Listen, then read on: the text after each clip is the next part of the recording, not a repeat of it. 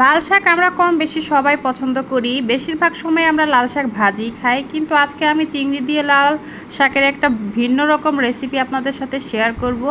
যারা অসুস্থ তারাও কিন্তু এটা খেতে ভালোবাসবে। আসসালামু আলাইকুম। আজকে আপনাদের মাঝে আরেকটি নতুন রেসিপি নিয়ে চলে আসলাম। অবশ্যই রেসিপিটি সম্পূর্ণ দেখলে আশা করি আপনাদের ভালো লাগবে। তো চলুন রান্নার মূল পর্বে চলে যায়। কড়াইতে পরিমাণ মতো তেল দিয়ে পেঁয়াজ কাঁচামরিচ দিয়ে একটু ভেজে চিংড়ি মাছগুলো দিয়ে ভালো করে একটু ভেজে নিচ্ছি। সাথে কিন্তু একটু কাঁচামরিচ ফালিও আমি দিয়ে দিয়েছি, একটু আদা রসুন বাটাও দিয়ে দিলাম। এইভাবে যদি চিংড়ি মাছটা আমি একটু আদা রসুনের সাথে ভেজে নিই তাহলে খেতে ভালো লাগবে। লাল শাক দিয়ে চিংড়ি মাছের এই রেসিপিটি খুবই অল্প সময়ের মধ্যেই কিন্তু আপনারা রান্না করে ফেলতে পারবেন। 10 মিনিট সময় হলেই কিন্তু এই রান্নাটা আপনারা কমপ্লিট করে ফেলতে পারবেন। আর যারা অসুস্থ বা কম তেলে রান্না পছন্দ করে তারা কিন্তু এইভাবে শাকটাও রান্না করে খেতে পারবে।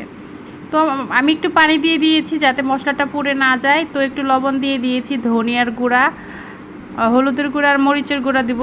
খুবই অল্প মশলাই কিন্তু এই রান্নাটা আমি শেষ করে ফেলবো। এই অল্প অল্প মশলা দিয়ে রান্না করা তরকারিও অনেক বেশি টেস্টি হয়, না খেলে বুঝবেন না। তো এখন আমি মশলাটা চিংড়ি মাছের সাথে ভালো করে একটু কিছুক্ষণ কষিয়ে নিচ্ছি। দেখেন আমার তেল কিন্তু হালকা উপরে উঠে এসেছে। এই পর্যায়ে আমি কিন্তু লাল শাকগুলো দিয়ে দিচ্ছি। লাল শাকগুলো একটু ছোট করে আমি কেটে নিয়েছি, দেখতেই পাচ্ছেন। এখন এটাকে আমি মশলার সাথে খুবই ভালো করে কষিয়ে নিব। লাল শাক হতে কিন্তু বেশি সময় লাগে না, খুবই অল্প সময়ের মধ্যেই কিন্তু রান্না হয়ে যায়। তো এখন আমি এটাকে একটু নেড়ে চেড়ে বেশ কিছুক্ষণ কষিয়ে নিচ্ছি।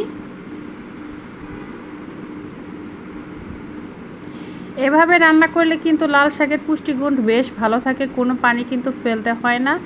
আমি এখানে কিন্তু কোনো রকম পানি এখনও দেইনি। এখান থেকে যে পানিটা উঠবে সেটা দিয়েই কিন্তু আমার লাল শাকটা কষানো হয়ে যাবে। তো নেড়ে চেড়ে নিলাম বেশ কিছুক্ষণ। মশলাটা কিন্তু ভালোভাবে মিশে গেছে। আমি খুবই অল্প পরিমাণ মশলা এটাকে রান্না করছি। এভাবে রান্না করলে কিন্তু খুবই খেতে ভালো লাগে। দেখেন বেশ কিছুটা পানি কিন্তু বের হয়ে এসেছে। লাল শাকে কিন্তু বেশি পানি করতে হয় না, দিতে হয় না, এমনিতেই পানি উঠে যায়। এখন একটু ঢেকে দিচ্ছি। দেখেন লাল শাকেরটা কিন্তু আমার বেশ খানিকটা কিন্তু একেবারে নরম হয়ে গেছে, পানিটাও কিন্তু অনেকটা কমে গেছে। একটু নেড়ে চেড়ে নিচ্ছি। যে কোনো শাকই রান্না করতে গেলে কিন্তু অনেকটা কমে যায়, লাল শাক তো অনেকটা কমে যায়। তো লাল শাক কিন্তু কমেই গেছে। এখন আমি এখানে বেশ কিছুক্ষণ নাড়াচাড়ার পরে একটু পানি দিয়ে দিচ্ছি। এটাকে আমি একেবারে শুকনা শুকনা ভাজি করব না, এটাকে একটু হালকা ঝোল ঝোল রাখবো, একটু কষা কষাও বলতে পারেন আপনারা। হালকা একটু পানি দিয়ে দিলাম। এখন এটাকে আমি বেশ কিছুক্ষণ ফুটিয়ে নিব। ঝোলটা কিন্তু একেবারে দেখেন লাল টকটকে হয়ে গেছে। এ পর্যায়ে কিন্তু আমি আর কোনো কিছু এখানে ইউজ করিনি, শুধু একটু পানি দিয়ে এটাকে একটু বেশ কিছুক্ষণ জাল করে নিতে হবে। রান্নার শেষ পর্যায়ে এসে একটু ভাজা জিরের গুঁড়া দিয়ে দিতে হবে। যেহেতু এটা শাক ভাজি না, রান্না করা হচ্ছে, তাই একটু ভাজা জিরের গুঁড়া দিলে কিন্তু খেতে ভালো লাগে।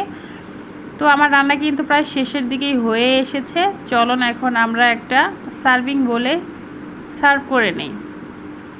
গরম গরম ধোয়া ওটা শাকটা কিন্তু আমি বাটিতে বেড়ে নিচ্ছি। দেখেন কত সুন্দর একটা কালার এসেছে।